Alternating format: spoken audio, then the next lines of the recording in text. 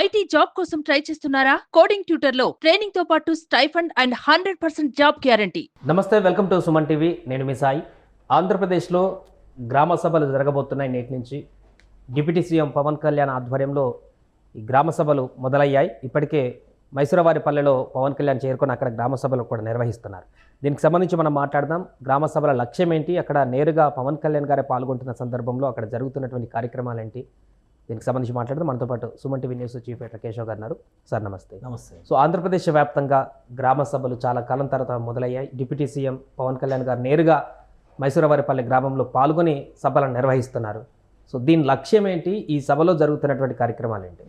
ఒకటి, పంచాయతీరాజ్ శాఖ ఒక ప్రధానమైన ఎజెండాగా తీసుకున్నటువంటి అంశం ఈ గ్రామ సభలో. ఎందుకంటే ఈ మధ్య కాలంలో గత 5 ఏళ్లలో ఇలాంటి వాతావరణం లేదు. దానికి వేరియస్ రీజన్స్ చెప్తారు. వాళ్ళేమో కరోనా వలన 2 ఏళ్ళు పోయిందని చెప్పని అంటారు.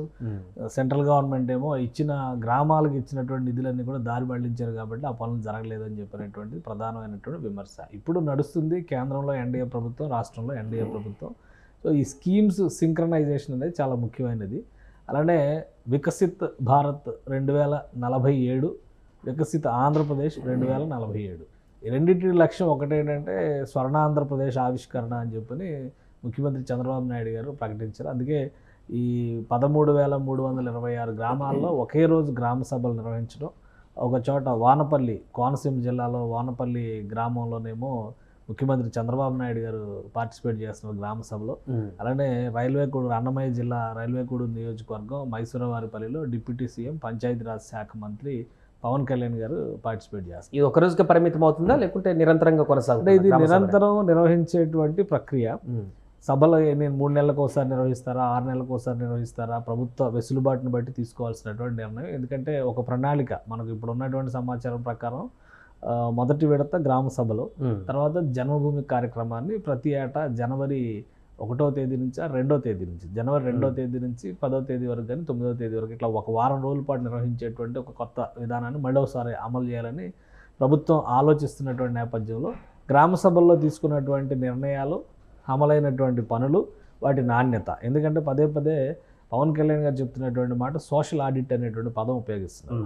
గత ప్రభుత్వం కూడా 40,000 కోట్ల రూపాయలు, మొదటి సంవత్సరంలో 40,000 కోట్ల రూపాయల పనులు చేసింది, ఉపయోగించుకుంది, సెంట్రల్ గవర్నమెంట్ ఇచ్చిన డబ్బుల్ని.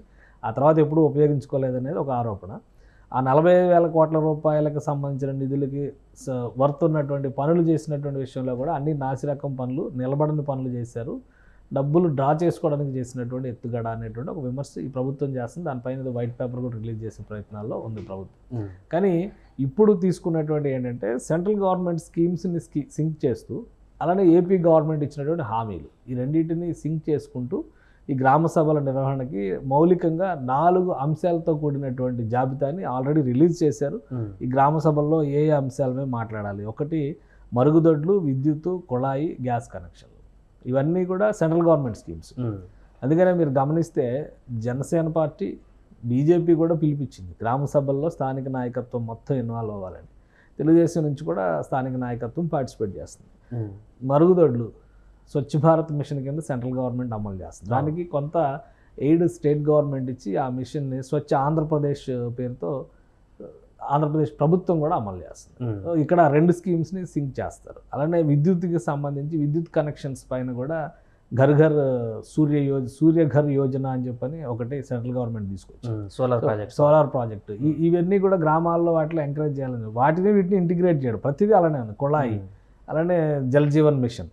ఆల్రెడీ జల్ జీవన్ మిషన్కి సంబంధించి లాస్ట్ గవర్నమెంట్లో మ్యాచింగ్ గ్రాంట్లు ఎవరు రిలీజ్ చేయలేదు కాబట్టి ఆ ప్రాజెక్టుకి సంబంధించి ఈసారి అదనపు కనెక్షన్స్ కూడా అప్రూవల్ తెచ్చుకున్నారు పంచాయతీరాజ్ శాఖ మంత్రి. తాగునీటి సరఫరా కూడా ఆయనే, గ్రామీణ తాగునీటి సరఫరా కూడా పవన్ కళ్యాణ్ గారు. అలానే వంట గ్యాస్ కనెక్షన్లు, అక్కడ దీపం పథకం సెంట్రల్ గవర్నమెంట్ ఆల్రెడీ అమలు చేస్తున్నది, ఉజాలా యోజన ఉంది కదా, దాన్ని ఇక్కడ దీపం పథకం. ఈ రెండింటిని ఇంటిగ్రేట్ చేసి వీళ్ళు 3 సిలిండర్లు సంవత్సరానికి ఉచితంగా ఇస్తామని ఒకటి హామీ ఇచ్చారు. ఇవన్నీ అలా ఒక్కొక్క దాన్ని ఒక మౌలికమైనటువంటి 4 అంశాలని చూసుకుని ఒక 4 సెగ్మెంటేషన్స్గా చేశారు. మొదటి దఫా అదైతే. ఇంకోటి మురుగునీరు, ఘన వ్యర్థాల నిర్వహణ, వీధి దీపాలు, సిమెంటు రహదారుల నిర్మాణం. అలానే గ్రామీణ రోడ్ల నిర్మాణం 3వ అంశం ఇది. మండల కేంద్రాలకి గ్రామాలకి లింక్ రోడ్ల ఏర్పాటు, అదొకటి ముఖ్యమైనది. 4వది ఇంకుడు గుంటలు, పంట గుంటల నిర్మాణం, ఉద్యానవన పరిశ్రమలు, పట్టు పరిశ్రమ అభివృద్ధి, దానికి కావాల్సిన సదుపాయాలు, పశువుల పెంపకం, షెడ్ల నిర్మాణానికి సహకారం.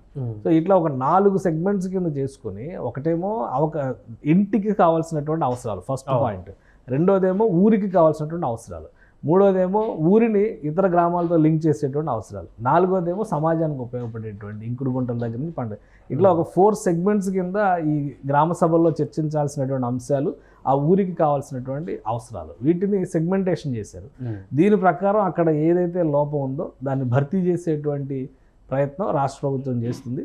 గ్రామ సభలో అంటే ఆ గ్రామంలో ఉన్న ప్రజలు ఇచ్చినటువంటి సూచనల మేరకు, మెజారిటీ ఒపీనియన్ మేరకు ఏ పనులు ప్రాధాన్యం ప్రకారం చేపట్టాలో దానికి అప్రూవల్స్ ఇస్తారు. అప్రూవల్స్ ఇచ్చి ఒక టైం బౌండ్లో దాన్ని కంప్లీట్ చేసేటువంటి ప్రయత్నాలు చేస్తారు క్రమక్రమంగా. ఇంకోటి ఏంటంటే, దీన్ని పవన్ కళ్యాణ్ గారు నేను ప్రత్యేకంగా చెప్పింది ఉపాధి హామీ పథకంతో లింక్ చేసేటువంటి ప్రయత్నం. ఉపాధి హామీ పథకానికి పని దినాలు, నిధులు కేంద్ర ప్రభుత్వం నుంచి వస్తాయి. సో ఇప్పుడు రోడ్ల నిర్మాణానికి, రహదారుల వ్యవస్థకు సంబంధించి ఈ ఉపాధి హామీ పథకం కింద చేయించాల్సిన పనులు చేయించవచ్చు, కాంట్రాక్టర్లకు ఇచ్చేటువంటి డబ్బులు కాంట్రాక్టర్లకు ఇవ్వాలి. సో దీనికి ఒక పని విభజన చేయడం ద్వారా గ్రామాల అవసరాలను తీరుస్తూ, ఎక్కడ పైన స్థాయిలో ఉన్నటువంటి కేంద్ర ప్రభుత్వం పెట్టిన పథకాన్ని గ్రామం ఒక చిన్న యూనిట్, దేశంలో అతి చిన్న యూనిట్గా భావించేటువంటి గ్రామం స్థాయికి తీసుకెళ్లే ఒక లింక్ సిస్టమ్ని ఇప్పుడు రాష్ట్ర ప్రభుత్వం డెవలప్ చేసేటువంటి పనిలో బిజీగా ఉంది. అందుకనే ఈ గ్రామ సభలకి ఎక్కువ ప్రాధాన్యం ఇస్తున్నారు. ఇంకోటి ఏంటంటే, గత ప్రభుత్వంలో జరిగినటువంటి లోపం, సర్పంచులను పక్కన పెట్టి వాలంటీర్ల ద్వారా ఈ పనులు చేయించేటువంటి క్రమంలో వాలంటీర్లు ఇచ్చే ఫీడ్బ్యాకే ఫైనల్ అనేటువంటి స్థాయిలో స్థానికంగా పలుకుబడి కలిగిన రాజకీయ నాయకులు ఎవరుంటే వాళ్ళ ఆలోచన మేరకు, వాళ్ళ అభిష్టం మేరకు పనులు జరిగినాయి. వాస్తవానికి ప్రజలు ఎన్నుకున్నటువంటి గ్రామ పంచాయతీల బోర్డు సభ్యుల దగ్గర నుంచి సర్పంచుల వరకు వీళ్ళు నిర్ణయాలు తీసుకోవాలి. వాళ్ళకి ఎవరికి కూడా ప్రాధాన్యత. గ్రామ సభల నిర్వహణ బాధ్యత సర్పంచ్ సమక్షంలో జరుగుతుంది. ముఖ్యమంత్రి పార్టిసిపేట్ చేసిన, ఉప ముఖ్యమంత్రి పార్టిసిపేట్ చేసిన, సర్పంచ్ ఆధ్వర్యంలో సభ, గ్రామానికి లీడర్, ఆయన లీడర్ కాబట్టి. సో ఒక empowerment of small units of the state, ఆ యూనిట్స్ని డెవలప్ చేసేటువంటి క్రమంలో వాటికి బలోపేతం చేసేటువంటి ప్రక్రియలో భాగంగానే గ్రామ సభల్ని టేకప్ చేశారు. ఒక రోజులో నిర్వహించేటువంటి సత్తా రాష్ట్ర ప్రభుత్వానికి ఉంది. దానికి తగినంత వ్యవస్థలు ఉన్నాయి, అధికార యంత్రాంగం ఉంది, వనరులు ఉన్నాయి. సో పనుల నిర్ణయం పైన, అవసరాలు, పనులు నిర్ణయం జరిగిన తర్వాత దానికి ఎంత నిధులు కేటాయించాలనే అంశం దృష్టిలో పెట్టుకొని నిధుల లభ్యతను బట్టి ఈ పనుల జాబితాని డిసైడ్ చేస్తారు. ఎందుకంటే ఆల్రెడీ 1452 కోట్ల రూపాయలని రాష్ట్ర ప్రభుత్వం రిలీజ్ చేసింది. ఇవన్నీ సెంట్రల్ గవర్నమెంట్ రూరల్ డెవలప్మెంట్కి ఇచ్చేటువంటి ఫండ్స్ నుంచి వచ్చేటువంటివే.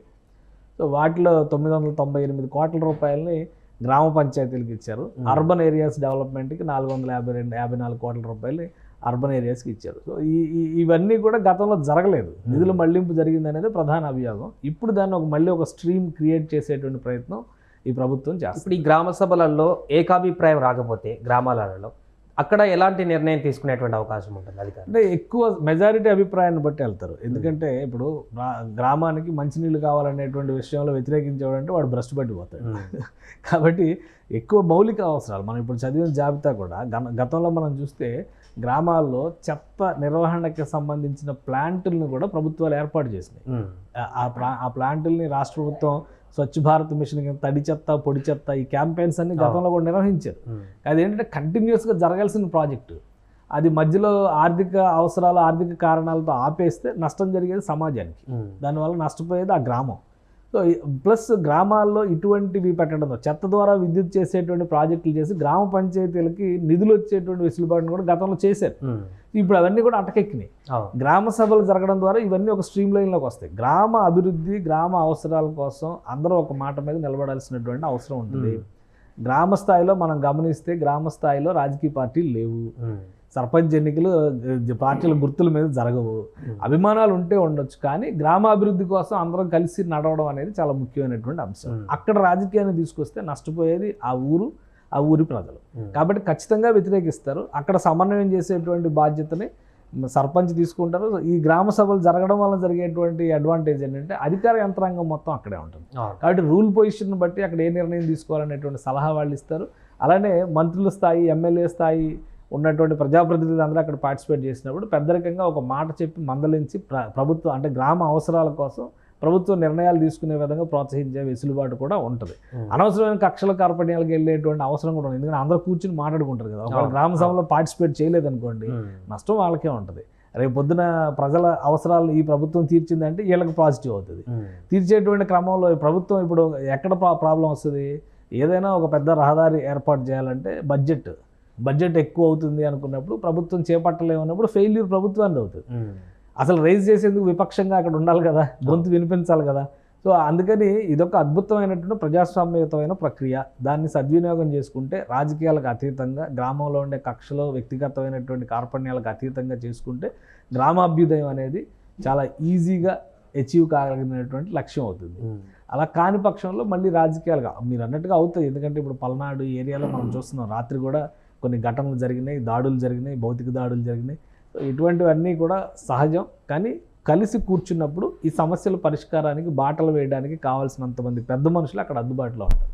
కాబట్టి ఇది గ్రామాల సద్వినియోగం చేసుకుంటేనే స్వర్ణ గ్రామాల ఆవిష్కారం అనేది రాష్ట్రంలో మౌలిక సదుపాయాలతో పాటుగా మనం గతంలో చూసాం చాలా ఏజెన్సీ గ్రామాలలో వారికి వెళ్ళడానికి ఏదన్నా వర్షాకాలంలో ఎక్కువ చూస్తున్నాం, కాలువలు పొంగితే వాళ్ళు బయటికి వెళ్ళడానికి, స్కూల్కి వెళ్ళడానికి అవకాశం లేనటువంటి వాగుడు దాడుతూ వెళ్ళేటువంటి పరిస్థితి ఉంటుంది. చాలా కాలంగా మేము బ్రిడ్జిని కట్టాలని చెప్పేసి ఎంత మొత్తుకున్నా కూడా ఎవరు కట్టట్లేదు అనేటువంటి చాలా సమస్యలు కొన్ని గ్రామాల్లో ఉన్నాయి. ఈ సభల ద్వారా అలాంటివి కూడా సార్ట్అవుట్ అవుతాయి. ఖచ్చితంగా ఇప్పుడు ఈ సభల్లో 4 వర్గాలుగా విభజించారు. ఈ సభలో టేకప్ చేయాల్సినటువంటి పనుల్ని 4 వర్గాలుగా విభజించారు. మొదటిది గ్రామంలో ప్రతి ఇంటికి ఉండేటువంటి అవసరం. కాబట్టి అది పెద్ద బడ్జెట్ అవసరం అయ్యేది కాదు. అక్కడ ఉండేటువంటి రిక్వైర్మెంట్, అర్హత, వాళ్ళ అవసరము అర్హత, ఈ రెండింటి ప్రాతిపదికన అది చేస్తారు. రెండో దశలో ఊరికి కావాల్సినటువంటి అవసరాలు. అప్పుడు ఊరిలో ఇంటర్నల్ రోడ్ సిస్టమ్స్ ఇవి డెవలప్ చేయడం అనేది పెద్ద బడ్జెట్ అయ్యే కాదు. నిజానికి పనికి ఆహార పథకం ద్వారా కూడా అక్కడ చిన్న చిన్న రహదారుల వ్యవస్థను నిర్మించుకోవచ్చు. మూడవది ఆ ఊరి కనెక్టివిటీని ఇతర ప్రాంతాలతో కలిపేది. ఇవి కొంచెం పెద్దవైనటువంటివి. అలానే 4వది సమాజ హితం కోసం ఇంకుడు గుంటలు లాంటివి కానీ, అది అటు ఆ ఊరికి ప్రయోజనం ఉంటుంది, నేచర్కి, ప్రకృతికి, పర్యావరణానికి కూడా ఉపయోగకరమైనటువంటి 4వది ఉంటుంది. సో ఇందులో 3వ దశలో తీసుకునేటువంటివి పెద్ద రహదారుల వ్యవస్థలు చేసేప్పుడు బడ్జెట్లు ఎక్కువ అవసరం అవుతాయి.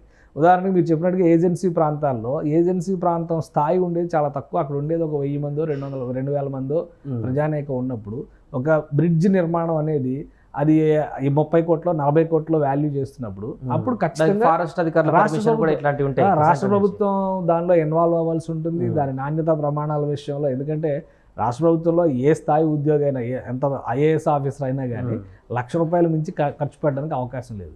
10 లక్షలకు మించిన వర్క్స్ చేయాలంటే కనుక ఖచ్చితంగా గవర్నమెంట్ అప్రూవల్తో చేయాల్సినటువంటి, అవన్నీ కూడా ఓపెన్ టెండర్ సిస్టమ్ ద్వారా పారదర్శకంగా చేపట్టాల్సినటువంటి పనులు. కాబట్టి అటువంటివి వచ్చినప్పుడు గ్రామ సభల్లో అలాంటివి చర్చించినప్పుడు ఆ గ్రామ అవసరం ఇంత తీవ్రమైంది, ఇంత అత్యవసరమైంది అనేటువంటి విషయాన్ని కనుక గ్రామ సభ తీర్మానిస్తే దాన్ని ప్రభుత్వానికి నివేదించడానికి అధికారులకు ఒక మార్గం ఏర్పడుతుంది. అప్పుడు ప్రభుత్వం అక్కడ ఉండేటువంటి లభ్యతను బట్టి, ఆ జిల్లాలో ఉండేటువంటి వనరులను బట్టి, ఆ మార్గాన్ని పునరుద్ధరించడం వల్ల కలిగేటువంటి ప్రయోజనాలను బట్టి ఇమీడియట్గా ఒక నిర్ణయం తీసుకోవడానికి అవకాశం కలిగింది. అప్పుడు అది రాష్ట్ర స్థాయిలో బడ్జెట్ కేటాయింపులు జరగవచ్చు. కేవలం పంచాయతీరాజ్ నిధుల మీదే ఆధారపడాల్సినటువంటి అవసరం ఉంది. ఇందులో నుంచి వచ్చేటువంటి కొంత మొత్తం రాష్ట్ర ప్రభుత్వం మిగతాయి భరించడం ద్వారా, లేదా స్థానిక జిల్లా యంత్రాంగం భరించడం ద్వారా, ఒకవేళ ఏదైనా కార్పొరేషన్లకు దగ్గరలో ఉంటే ఆ మున్సిపాలిటీలు భరించడం ద్వారా దీన్ని నిర్మించుకోవడానికి మార్గం సుగమవుతుంది. అందుకనే ప్రజాస్వామ్యయుతమైనటువంటి చర్చా వేదికలుగా గ్రామ సభలు ఉపయోగపడతాయి. రాజకీయాలకి, వ్యక్తిగత కక్షలకి, కార్పణ్యాలని పక్కన పెట్టి గ్రామ అభ్యుదయం, గ్రామ అభివృద్ధి అనేటువంటి లక్ష్యంతో కూర్చుంటే ఎంత పెద్ద సమస్యనైనా అక్కడ ప్రతిపాదించడం ద్వారా రాష్ట్ర ప్రభుత్వం దృష్టికి తీసుకెళ్ళవచ్చు. ఒకవేళ ఈ పరిష్కారం కాని పక్షంలో తదుపరి మళ్ళీ గ్రామ సభ జరిగేటువంటి అవకాశం ఉంటుంది. మా ప్రతిపాదన ఏమైంది అనేటువంటి చర్చ, కనీసం అడిగేటువంటి, ఒక ప్రశ్నించేటువంటి వేదిక గ్రామ స్థాయిలో ఏర్పడడానికి గ్రామ సభ అనేది ఒక కీలకమైనటువంటి ఆలంబన. అందుకని దాన్ని నిర్వహించడం కూడా, ప్రభుత్వానికి నిర్వహించడం కూడా ఎంత చిత్తశుద్ధితో చేస్తుందో దాన్ని ఉపయోగించుకోవడంలో కూడా అంతే చిత్తశుద్ధిని కనుక ప్రజలు, అక్కడ ఉన్నటువంటి స్థానికులు చేస్తే కనుక ఖచ్చితంగా వాళ్ళ ప్రయోజనాలు నెరవేరడానికి ఒక అద్భుతమైన ప్రజాస్వామ్యయుతమైన మార్గంగా మనం దీన్ని చూడాల్సి ఉంటుంది. Right sir. అది మొత్తానికి ఆంధ్రప్రదేశ్లో ప్రస్తుతం గ్రామ సభలు అట్టహాసంగా కొనసాగుతున్నాయి. ప్రతి గ్రామంలో కూడా ముఖ్యమంత్రి స్థాయి నుంచి ఎమ్మెల్యే స్థాయి వరకు కూడా ఆ సభలలో పాల్గొంటూ గ్రామాలలో ఉన్నటువంటి సమస్యలను తెలుసుకునేటువంటి విధంగా ఈ గ్రామ సభలు కొనసాగుతున్నాయి. దీనివల్ల ముఖ్యంగా పెట్టుకున్నటువంటి 4 మౌలిక సదుపాయాల కల్పన కోసమే కాకుండా ఇతరత్ర అన్ని సమస్యలను పరిష్కరించేటువంటి వేదికగా ఈ గ్రామ సభలు మారుతున్నాయంటూ కూడా ఒక అభిప్రాయం అయితే వ్యక్తమవుతుంది. సుమన్ టీవీలో మీ పర్సనల్ అండ్ బిజినెస్ ప్రమోషన్స్ కోసం కింది నెంబర్కి కాంటాక్ట్ చేయండి.